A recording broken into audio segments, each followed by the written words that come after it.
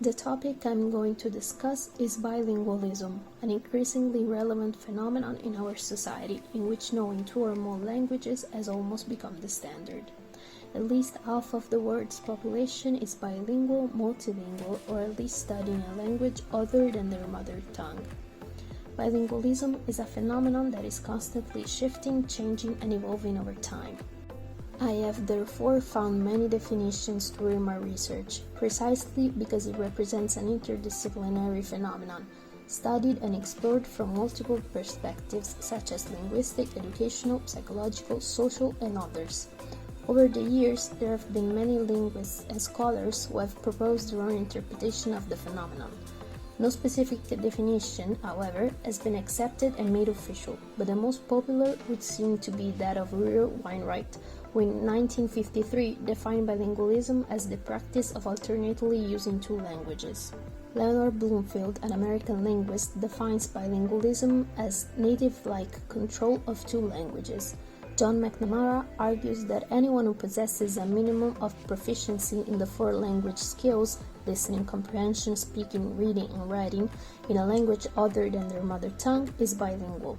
John B. Edwards claims that everyone is bilingual, as anyone has a way of learning another language. It is therefore difficult to understand what degree of proficiency is necessary to classify a person as bilingual and to find a definition that encompasses all facets of the phenomenon.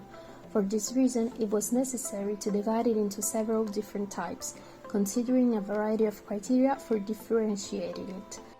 Among them, there are age, cognitive language organization, language proficiency, context of language use, and social affective factors. Different variables thus lead to different types of bilingualism.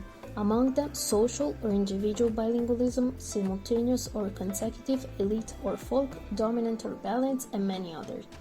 Over time, numerous scholars have researched and explored the techniques of learning a second language and the possible consequences, both positive and negative.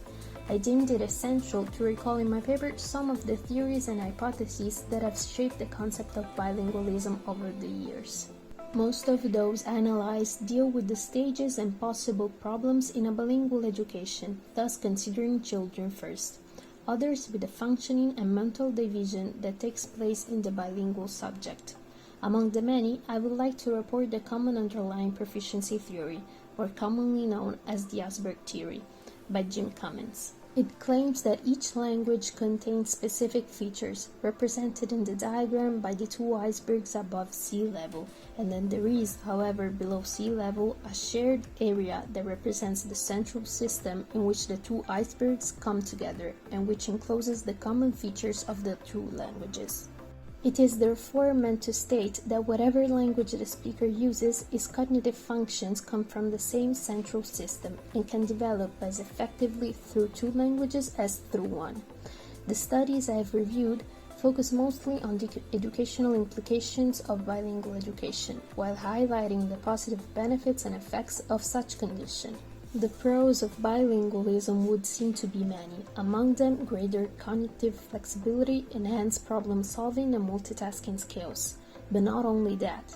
During my research, I found a very interesting study conducted by an Indian team and published in 2013. Its purpose was to determine the association between bilingualism and age of onset of dementia. The results show that dementia in bilinguals onsets later, about 5 years later, regardless of education level and other factors such as gender or type of work. But how does all that has been analyzed apply to everyday life? That is, how is bilingual education adopted in children? Therefore, I wanted to compare different family dynamics and the most popular methods of raising a bilingual child. It is clear that different family situations correspond to different application techniques. I delved into situations such as monolingual family in foreign country, bilingual family in the country of one of the parents, monolingual family that wants to adopt bilingual education, and thus the emergence of bilingual and international schools.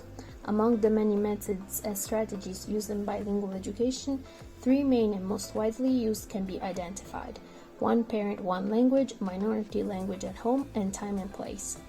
Each of these is applied according to different criteria and depending on the family situation. My thesis aims to communicate, through an in-depth study of the phenomenon itself, how important bilingualism is in both children and adults. One will always be prejudiced against what one does not understand. Therefore, we need more knowledge of its true meaning and complexity in order to have all the tools to best understand, and why not, fairly supply bilingual education.